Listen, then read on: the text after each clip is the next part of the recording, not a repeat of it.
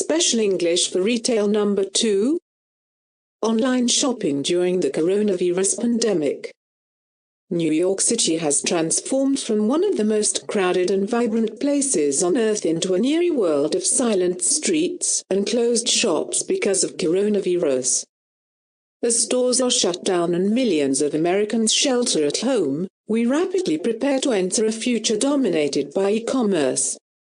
We have access to virtually anything one can imagine by shopping online, and the pandemic has cultivated unprecedented growth for various online services.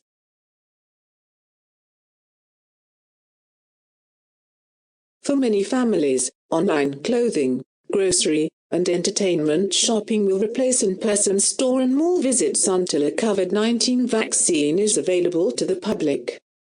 A survey of 1,200 consumers in March 2020 by Retail Systems Research revealed that 90% of shoppers were hesitant to shop in stores, and 45% expected online shopping would be a necessity for them during the crisis.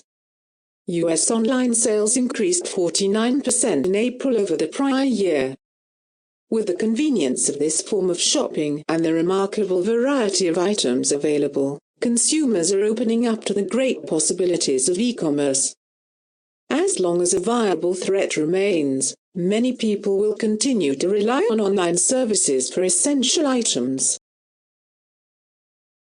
How we shop now will have an immense impact upon the availability of products and will shape how companies handle e-commerce in the future. 1. Shipment delays and shortages. There are delays created on all fronts of the shipping process when so many people are placing orders at once. The most prominent shift is caused by delays due to essential needs. Many online shipping companies, such as Amazon, are focusing on items customers need most and prioritizing items that people need to survive. With the massive volume of orders recently, it does not help that many packaging facilities are short-staffed. To minimize the exposure of workers to each other, stores are experiencing limited staff needed to package items.